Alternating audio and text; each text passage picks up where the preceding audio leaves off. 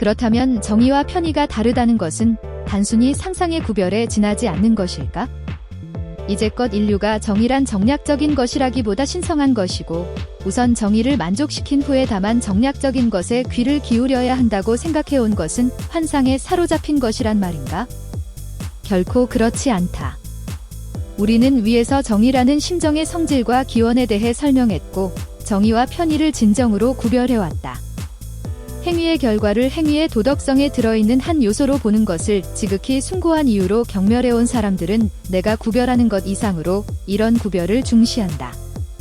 나는 공리에 근거하지 않는 정의의 상상적 기준을 세우는 어떤 이론의 요구를 논박하는 반면에 공리에 근거한 정의는 모든 도덕성의 주요 부분이 되어야 하고 다른 어떤 것과 도 비교할 수 없는 가장 신성하고 강력한 부분이 되어야 하나고 주장한다. 정의란 어느 종류의 도덕 법칙을 나타내는 이름이다. 그리고 도덕 법칙은 처세의 목적으로 지키는 어떤 법칙보다 긴밀하게 인간 복지의 본질에 관계하며 따라서 절대적인 구속력을 가진다. 이것은 우리가 정의 관념의 본질로 생각해온 개념, 즉 개인이 지닌 권리 개념이 더욱 강력한 구속력을 가진다는 사실을 함축하고 또한 이런 사실을 입증한다. 인류가 서로 상처를 입히는 것, 그 중에는 상호 간의 자유를 부당하게 간섭하는 것을 포함하고 있음을 우리는 결코 잊어서는 안 된다. 을 금지하는 도덕 법칙은 인간의 복지에 있어서 어떤 준칙보다 중요하다. 제1의 법률적 덕인 공평, 임파워셜러티, 이 정의의 구속력인 까닭은 지금 말한 그대로이다. 즉 공평은 정의의 다른 구속력을 완수하기 위한 필요 조건이기 때문이다. 그러나 대중이 평가하거나 지식인이 평가할 때 그 속에 정의의 계율이 포함된다고 하는 것은 평등과 공평의 경률이 인간적 구속력 가운데서 높은 위치를 차지하는 유일한 근거가 아니다. 어떤 견해에서는 이들 경률은 이미 서술한 제1원리에서 추론된 것으로 생각될 것이다. 악을 악으로 막고 선을 선으로 보답함으로써 그 여죄에 따라 각자를 취급하는 일이 의무라면 당연히 다음과 같은 결론, 즉 우리는 우리를 동등하게 대하는 사람들을 모두 보다 높은 의무가 금지하지 않는 한에서 동등하게 대우할 것이며 사회도 또한 그 사회를 동등하게 대하는 사람들을 모두 동등하게 대우해야 한다는 결론이 나온다. 이것이야말로 사회적 정의와 분배적 정의를 형성하는 가장 높은 추상적인 기준이다. 모든 제도와 모든 유덕한 시민들의 노력을 가능하면 이 기준을 향하도록 집중시키지 않으면 안 된다. 그러나 이 위대한 도덕적 의무는 도덕의 제1원리에서 직접 나온 것이고 2차적이거나 파생적인 이론에서 논리적으로 추론해낸 것이 아닌 보다 깊은 기초에 근거한 것이다. 이런 도덕적 의무는 공리 또는 최대 행복의 원리라는 바로 그 의미 속에 포함되어 있다. 이 제1원리는 한 인간의 행복의 정도가 종류도 충분히 고려해서 다른 사람의 행복과 동등할 때에는 양쪽을 동등하게 존중하지 않는 한 서로 걸맞지 않는 빈말이다. 이런 조건이 발견됨으로써 비로소 누구나 한 사람으로 고려되어야 하고 어느 누구도 한 사람 이상으로 고려되어서는 안 된다는 벤담의 금원도 이 공리라는 이름 아래 하나의 설명적인 주석으로서 씌워지게 될 것이다. 도덕론자나 입법자의 평가 속에 누구나 행복에 대한 평등한 청구권을 가지고 있다는 것은 누구나 행복의 조건에 대해 평등한 청구권을 가지고 있다는 것이다. 다만 인간 생활의 부득이한 사정이나 모든 개인의 이익을 포함하는 일반적인 이익이 이 경률에 제약을 가할 때는 사정이 다르다. 이런 제약은 엄밀히 해석되지 않으면 안 된다. 정의에 관한 어떤 경률처럼 이것도 또한 결코 보편적으로 적용되거나 적용될 수 있다고 생각되지 않는다. 이와 반대로 이 경률은 사회적 편의에 대해 각자 어떻게 생각하느냐에 따라 좌우된다. 그러나 어떤 경우든 적용될 수 있다고 생각되는 한에서 그것은 정의의 명령으로 볼 수 있다. 사회적 편의로 공인받고 있는 것이 반대되는 것을 요구하지 않는 이상 누구나 평등한 대우를 받을 권리가 있다고 본다. 지금까지 서술해온 고찰에서 나는 공리주의 도덕이론에서 오직 하나의 실제적인 곤란이 해결되었다고 생각한다. 모든 경우의 정의인 것이 또한 모든 편의의 경우라는 것은 언제나 명확한 사실이다.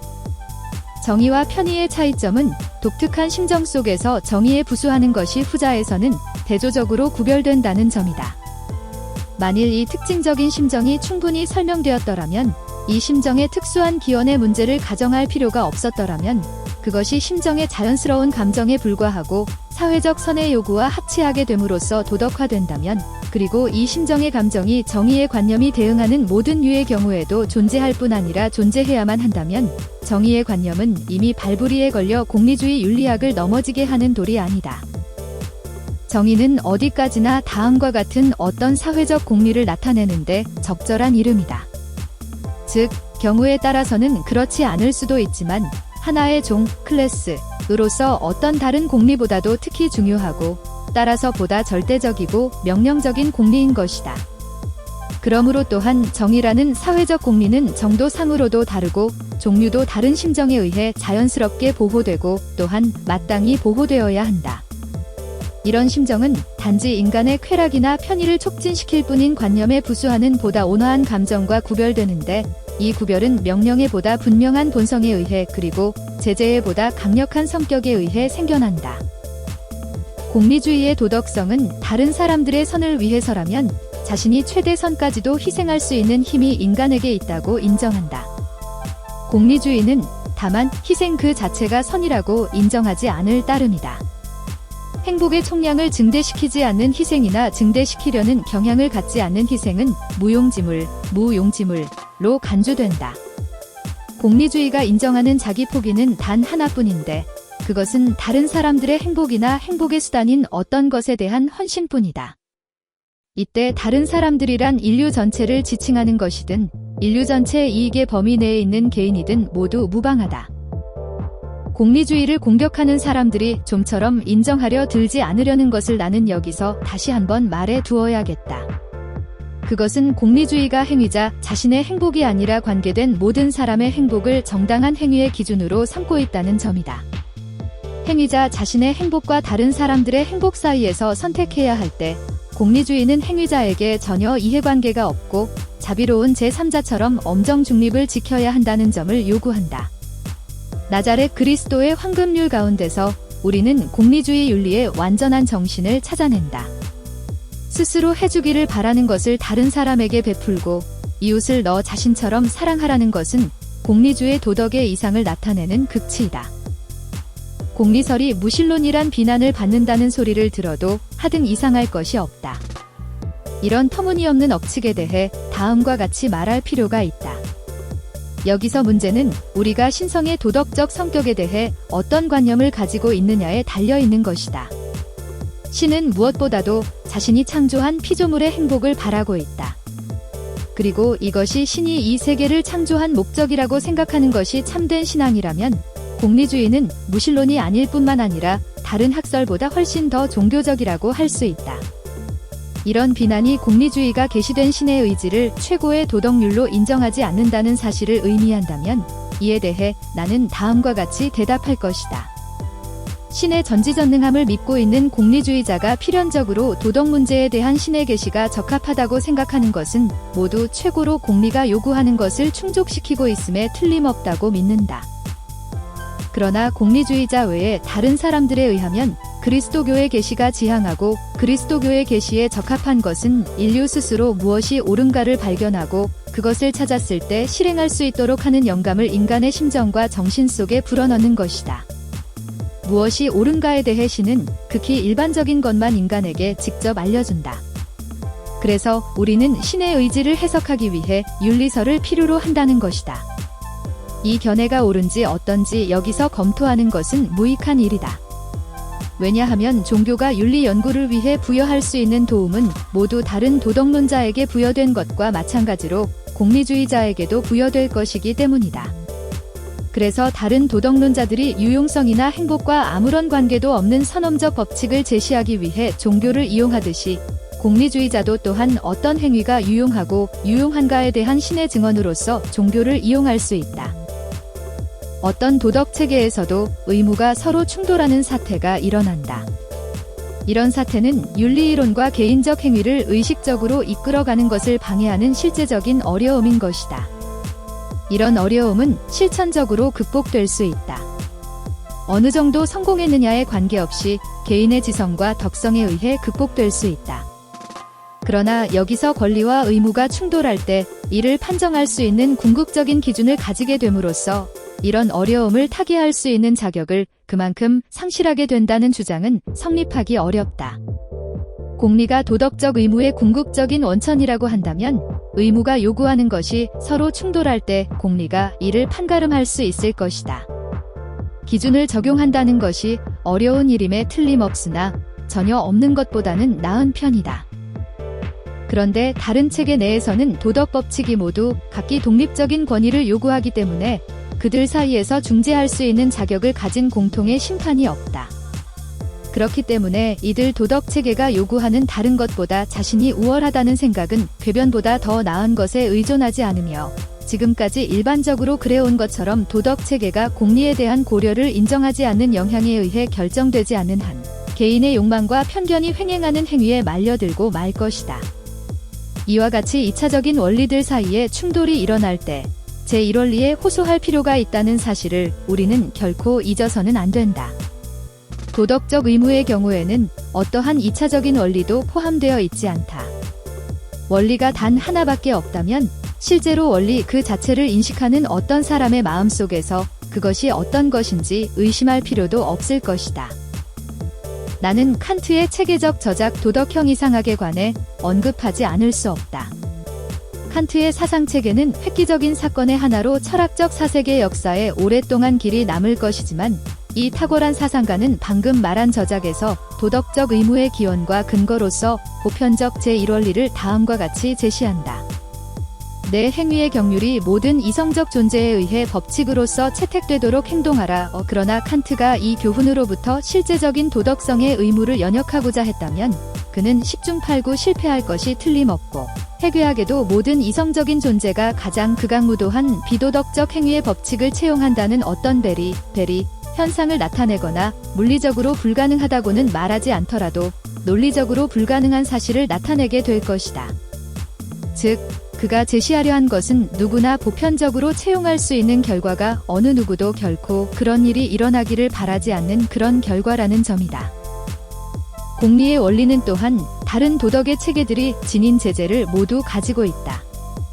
아니, 가지지 못할 이유라도 있단 말인가? 이들 제재는 외적인 것과 내적인 것으로 나뉜다. 외적 제재에 대해서는 길게 설명할 것도 없다. 외적 강제력이란 동포나 우주의 지배자가 우리에게 호의를 가지기를 바라고 이들로부터 미움받게 되는 것을 두려워하는 것을 말한다. 그것은 또한 우리가 가지는 동포에 대한 공감과 애정을 말하거나 우리로 하여금 이기적인 결과를 떠나 신의 의지에 따라 행동하게끔 하는 신에 대한 사랑과 외경을 말한다. 신에 대한 사랑과 외경에 따르게끔 하는 이들 동기가 다른 도덕에도 들어있듯이 공리주의 도덕에 대해서도 완벽하고 힘있게 부착되지 못할 이유가 하등없다. 실제로 그 중에서도 동포에 관련된 동기는 우리의 지성이 일반적으로 향상되어 가는 것에 비례해서 확실하게 공리주의 도덕에도 부착된다. 왜냐하면 사람들은 간절하게 행복을 바랄 것이기 때문이다.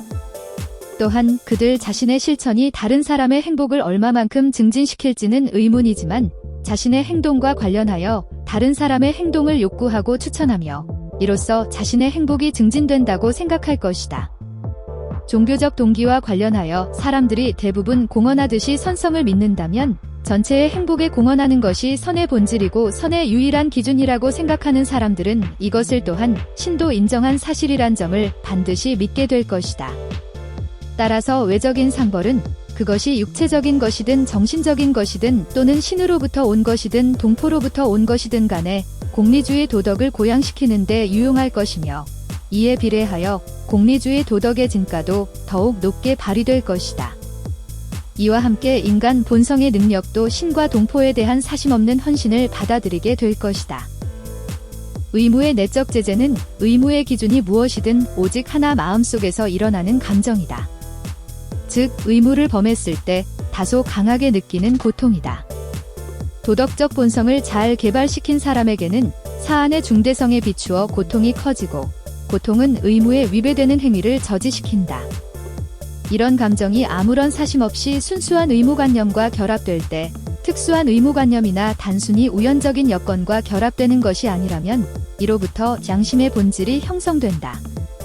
비록 실제로 일어나는 복잡한 현상이라 할지라도 그 속에는 이런 단순한 양심의 사실이 대체로 부수적으로 일어나는 연상작용들에 의해 숨겨져 있다. 이들 연상작용은 공감이나 사랑으로부터 일어나며 나아가 공포로부터 일어나기도 한다.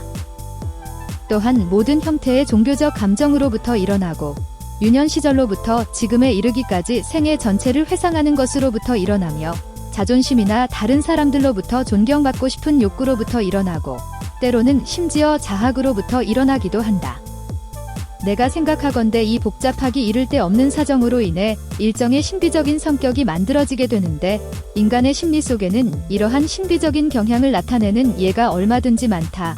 이런 신비적인 성격이 도덕적 의무관념의 속성을 이루기도 한다.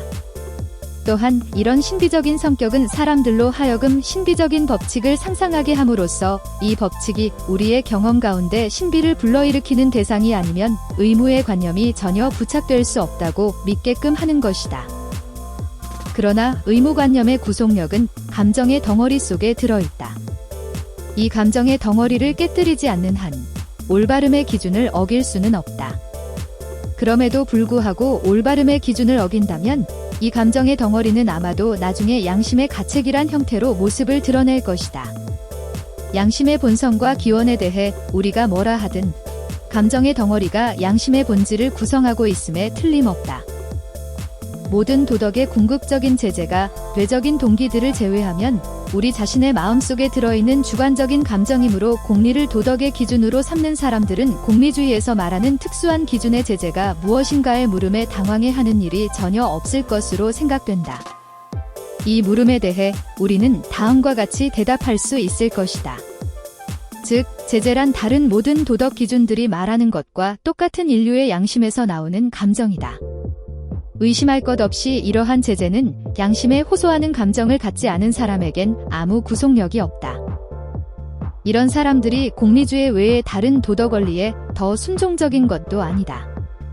이런 사람들에게는 외적 강제력을 가하는 외에 어떤 도덕도 효과가 없다. 어쨌든 이런 감정이 존재한다는 것은 인간의 본성에 비춰보더라도 사실이다. 또한 이런 감정이 실제하고 이런 감정을 충분히 개발시킨 사람이 큰 힘을 발휘한다는 것을 경험이 여실히 증명해준다. 이와 같이 양심에 따른 감정이 다른 도덕률과 관련해서 개발되듯이 공리주의와 관련해서도 매우 강인하게 개발되지 못할 이유가 전혀 없다. 그러나 공리설은 사람들이 덕을 바란다는 것을 부인하는 것일까? 아니면 덕이 바람직한 것이 아니라고 주장하는 것일까? 그 정반대이다. 덕은 바람직한 것일 뿐 아니라 사심없이 그 자체로서 소망될 수 있는 것이라고 공리설은 주장한다. 공리주의적 도덕론자가 덕을 덕답게 해주는 근본 조건에 관해 어떤 의견을 가졌거나 행위나 성향이 덕 외의 다른 궁극 목적을 향상시키기 때문에 오로지 유덕한 것이 된다고 믿는다 해도 사실 그렇게 믿고 있지만 일단 이 점을 승인하고 이와 같이 고려하는 것으로부터 무엇이 유덕한 것인가를 결정하려는 이상 공리주의적 도덕론자는 궁극 목적을 달성하기 위한 수단으로서 선한 것의 필도에 덕을 놓을 뿐만 아니라 일일이 목적과 대질시키지 않더라도 각 개인에게 덕이 곧 선 그 자체라는 점을 하나의 심리적인 사실로서 인정하고 있다. 그리고 정신이 다음과 같은 방식으로 덕을 사랑하지 않는다면 즉 그 자체 바람직한 것으로서 비록 개별적으로는 정신이 산출하고자 하는 다른 바람직한 결과를 산출해서는 안 되고 이로써 정신이 유덕하다고 일컬어진다면 그 정신은 정상적인 상태가 아니며 공리에 수긍하는 상태도 아니고 하물며 일반적인 행복에 유용한 상태는 더욱더 아니라는 것이 공리주의적 도덕론자들의 생각이다. 이런 견해는 행복의 원리를 조금도 벗어나지 않고 있다. 행복의 구성 요소는 천차만별이다. 그리고 각 요소는 그 자체 바람직한 것이고 총계를 크게 하려는 가망이 있을 때만 겨우 바람직하게 되는 것이 아니다. 예를 들어 음악처럼 주어진 쾌락, 건강처럼 주어진 고통의 회피를 공리의 원리는 행복이라 말해지는 집합의 수단으로 간주하고 이로써 바람직한 것이 된다고 말하지 않는다. 음악이나 건강은 그 자체에서 그리고 그 자체를 위해 소망되는 것이고 바람직한 것이다. 이들은 모두 수단인 동시에 목적의 일부인 것이다. 공리설에 의하면 덕은 당연히 그리고 본래적으로 목적의 일부인 것이 아니지만 목적의 일부로 될 가능성이 있다. 즉, 지금 사심없이 덕을 사랑하는 사람에게 덕은 목적의 일부가 된다. 이런 사람은 행복의 수단으로서 덕을 소망하며 소중하게 생각하는 것이 아니라 자신의 행복의 일부로서 덕을 소망하며 소중하게 여기는 것이다. 이상의 고찰로부터 실제로 소망되는 것은 행복 외에 아무것도 없다는 결론이 나온다. 그렇지 않고 그 자신을 초월한 목적, 즉 궁극적으로 행복의 수단이 되는 것 외에 소망되는 것이 있다면 그것은 그 자체의 행복의 일부로서 소망될 것이다. 행복의 일부가 되지 않는 한에서 그 자체를 위해 소망되는 것은 아무것도 없다. 덕 그 자체를 위해 덕을 구하는 사람은 덕을 의식하는 것이 곧 쾌락이거나 덕의 결여를 의식하는 것이 곧 고통이기 때문에 또는 양쪽 모두의 이유가 겹쳤기 때문에 덕을 갈구하는 것이다. 실제로 쾌락과 고통은 따로 떨어져서 존재할 수 없고 거의 언제나 함께 존재한다. 그렇기 때문에 동일한 사람도 얻게 되는 덕에 따라 쾌락을 느끼고 그 이상 얻지 못하게 될 때 고통을 느낀다. 덕을 얻어도 쾌락을 느끼지 못하고 덕을 상실해도 고통을 느끼지 못한다면 누가 덕을 사랑하고 덕을 구하려 하겠는가?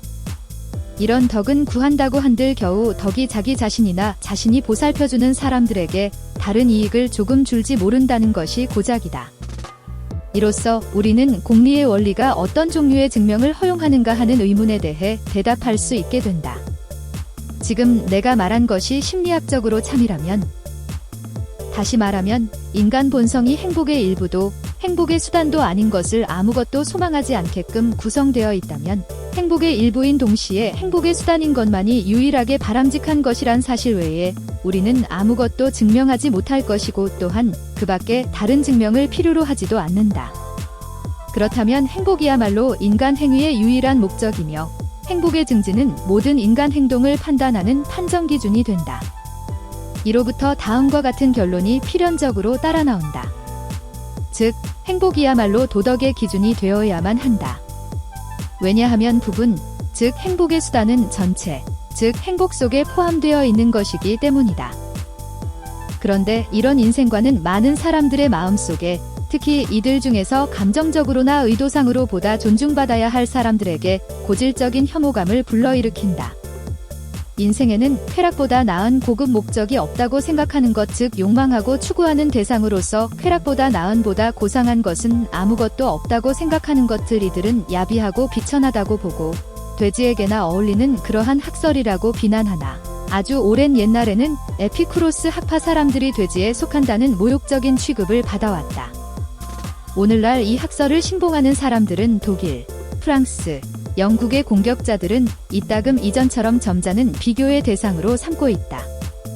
돼지라는 말을 들었을 때 에피쿠로스 학파 사람들은 언제나 이렇게 대답해왔다.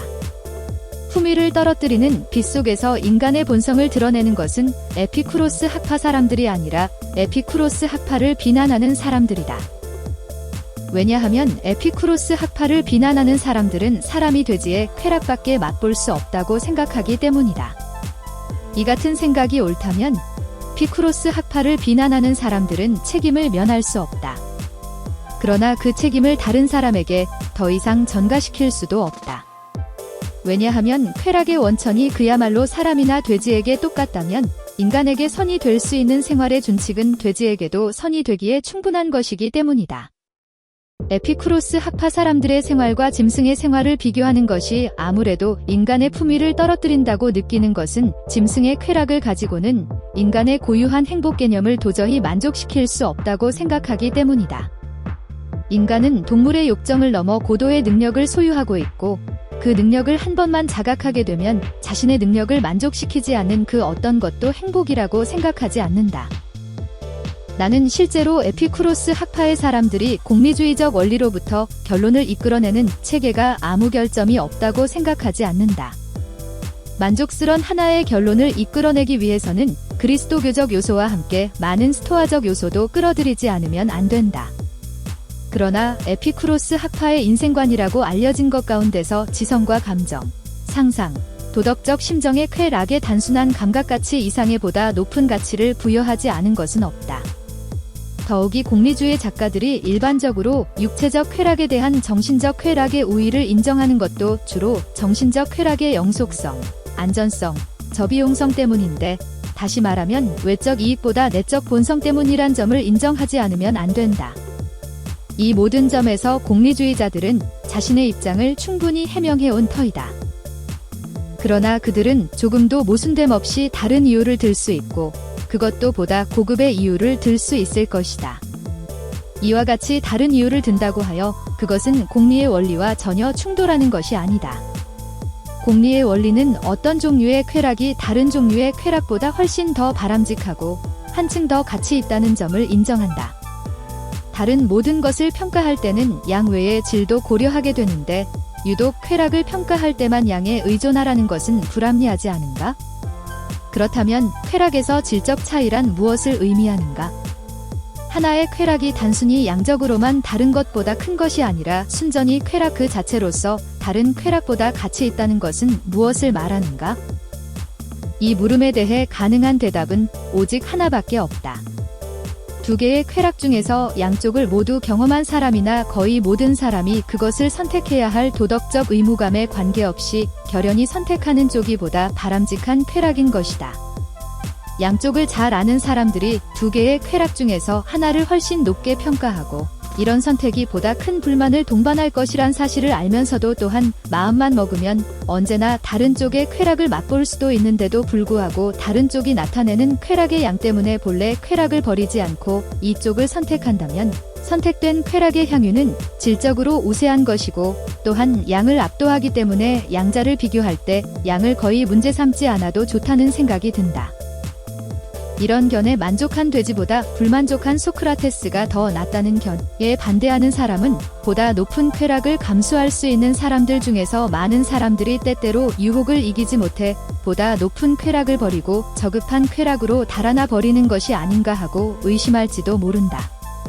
그렇다고 하여 이 주장은 보다 높은 쾌락이 내재적으로 우위를 지니고 있다는 점을 전면적으로 허용하는 것과 조금도 모순되지 않는다.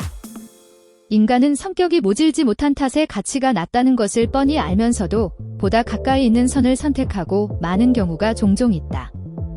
이런 선택은 육체적 쾌락과 정신적 쾌락 사이에서 일어날 때 못지않게 두 개의 육체적 쾌락 사이에서 선택해야 할 때도 일어난다. 이를테면 인간은 유욕에 지나쳐 건강을 손상시킬 때가 있는데 건강이 보다 큰 선이란 점을 누구보다 잘 알고 있으면서도 그럴 때가 있는 것이다. 나아가 반대자들 중에는 젊어서는 고귀한 것에 열중하던 사람들이 나이를 먹어감에 따라 나태해지고 이기적으로 변해버리는 까닭이 무엇이냐고 물을 것이다. 물론 이런 변화는 있음직하다.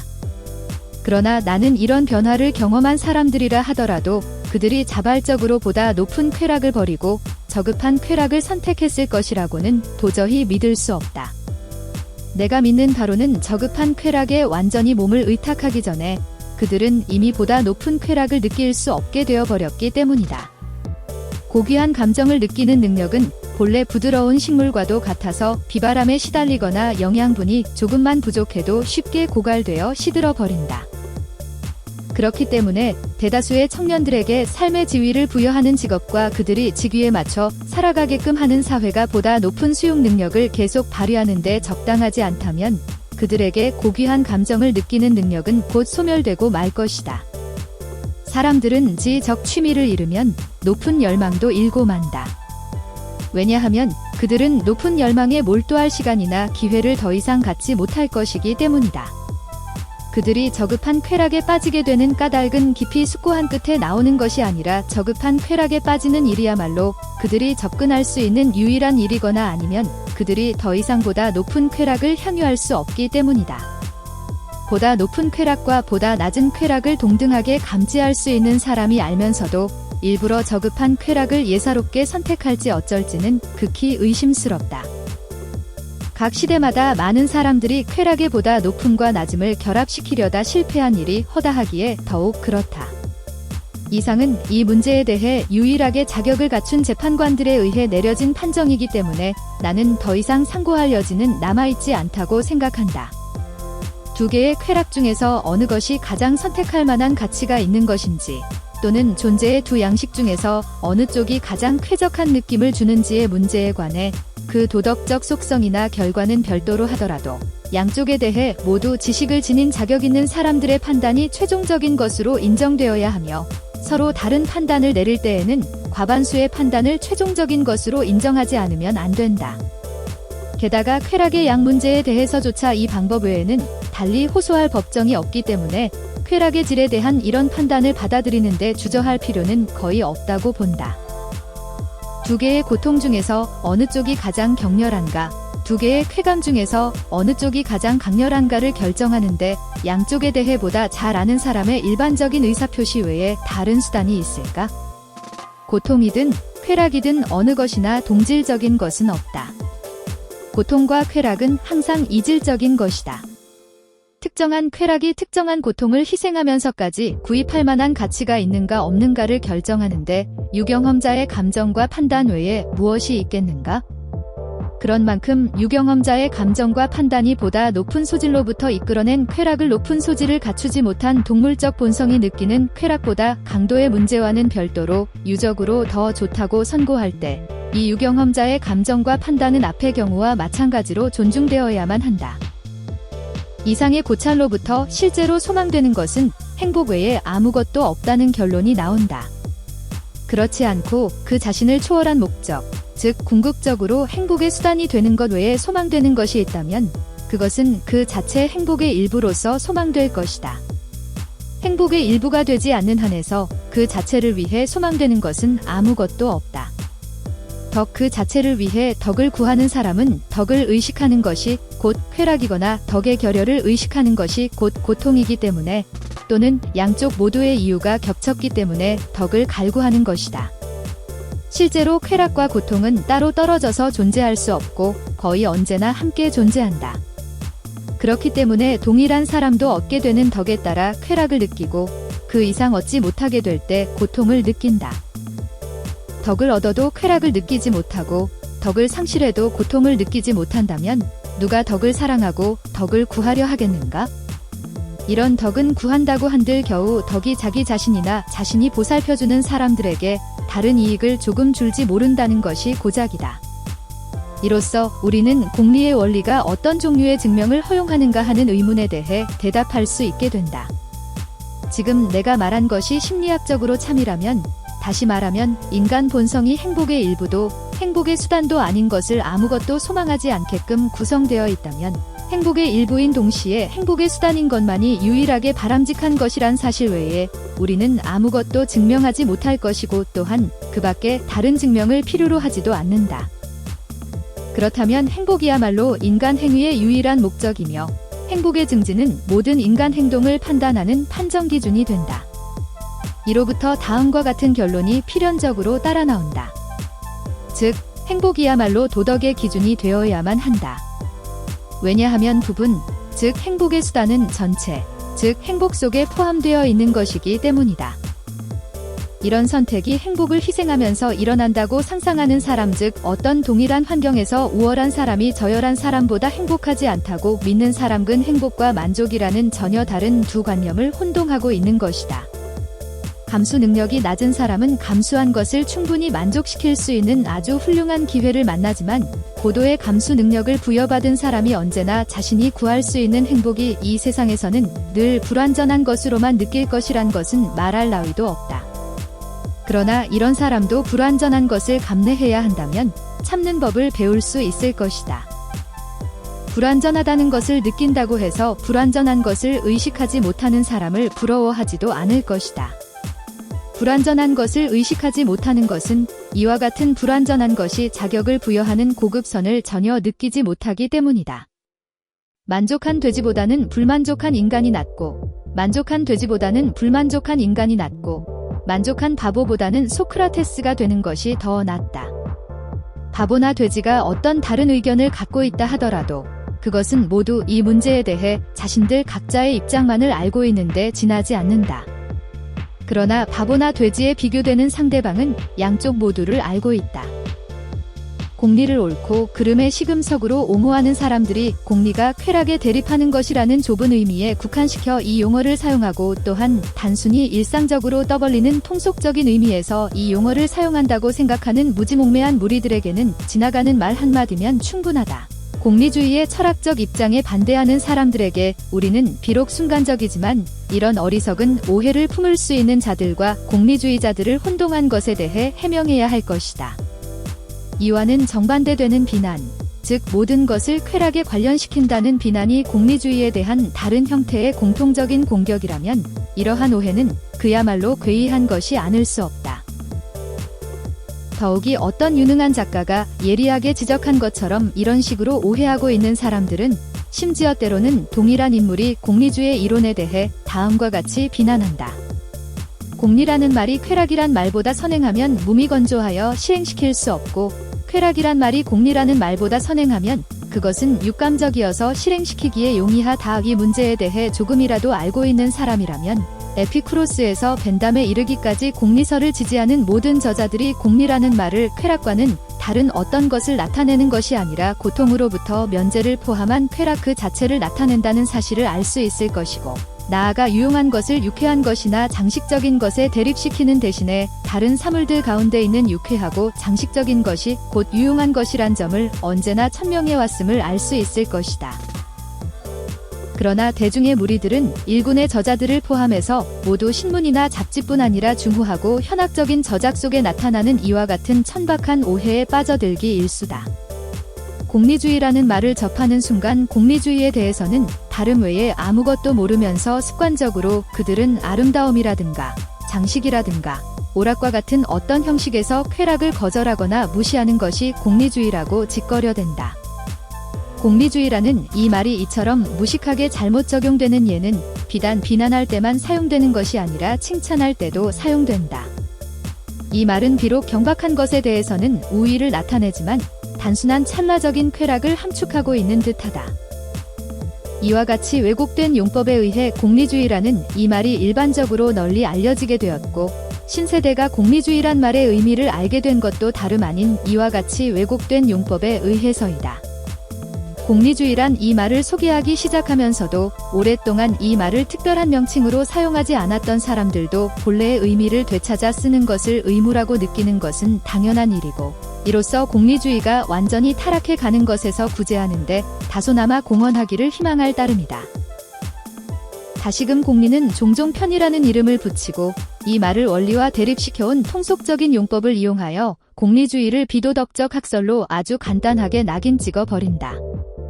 그러나 편의는 권리와 대립시켜 사용할 때, 이를테면 정부관리가 자신의 지위를 보전하기 위해 국가의 이익을 희생시키는 경우처럼 보통 행위자 자신의 특수한 개인적 이익에 대해 편리하다는 의미로 사용되고 있다. 이보다 다소 좋은 의미로 사용될 때는 어떤 직접적인 문제나 일시적인 목표를 달성하기 위해 편리한 것을 의미하지만, 보다 높은 단계에서 규칙을 지키면 훨씬 편리하게 생각되는데도 불구하고 때로는 규칙을 파괴하는 사태를 초래하기도 한다. 편의의 의미가 이쯤 되면 유용하다기보다 오히려 유해한 것의 일부가 되고 만다. 이처럼 한때의 고통스러운 순간 또는 자기 자신이나 타인의 역경을 피하기 위해 거짓말을 말하는 것이 때로는 편리할지 모른다. 그러나 성실한 것으로 연마된 감정을 자신의 내부에서 개발시킨다는 것은 우리의 행위가 도구적 역할을 하는 가장 유용한 것 가운데 하나이며, 이런 감정을 약화시키는 것은 가장 유해한 행위 가운데 하나이다. 더욱이 조금이라도 거짓말을 하면 비록 일부러 그렇게 하지는 않았더라도 우리의 주장에 대한 신용을 떨어뜨리게 될 것이다. 이런 신용이야말로 현존하는 사회적 복지 전체를 지탱해온 중요한 지주일 뿐만 아니라, 신용이 없으면 문명과 덕이 더 이상 존립할 수 없을 뿐더러 인간의 행복이 광범위하게 의존해온 모든 것이 방해를 받게 된다. 그렇기 때문에 눈앞의 이익에 눈이 멀어 이런 초월적인 편의를 부여하는 규칙을 파괴해 버린다는 것은 결국 편의가 아니라는 생각이 든다. 또한 자기 자신이나 타인의 편리를 위해 함부로 행동해서 인류가 다른 사람의 말을 믿을 수 있는 크고 작은 신뢰로부터 생겨나는 선을 탈취해버리고 악을 다른 사람에게 뒤집어 씌운다면 인류의 가장 나쁜 적들 가운데 하나인 부분을 행하게 되는 것이라고 생각된다. 더욱이 이 규칙은 확실히 신성한 것이기는 하지만 가능한 예외를 허용하고 이 예외는 모든 도덕론자들에 의해 인정되어 온 바이다. 이런 예외 가운데 중요한 것은 어떤 사실을 덮어두는 것, 범죄자에게 미란다 원칙을 알려주지 않거나 중환자의 병의 증상을 알려주지 않는 것처럼 이 누군가 개인, 특히 자기 자신이 아닌 다른 사람을 부당한 엄청난 재해로부터 구제할 수 있는 경우, 그것도 거절한다는 소극적 행위를 통해 덮어둘 때 일어난다. 그러나 예외가 필요 이상으로 확대되지 않기 위해 또한 아주 조금이라도 성실에 대한 신뢰를 약화시키지 않기 위해서는 이것이 예외라는 사실을 충분히 납득시켜야 한다. 그리고 가능하다면 그 범위도 한정시켜야 한다. 공리의 원리가 무엇에 대한 선이라면 이와 같이 진실을 덮어두었을 때 이익과 알려주었을 때 이익을 서로 비교해보고 어느 쪽이 더 큰가를 밝히는 것이야말로 틀림없이 선이 될 것이다.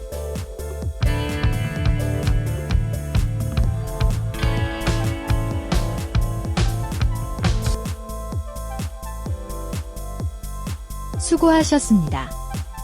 반복 학습으로 학습 효과를 높이세요.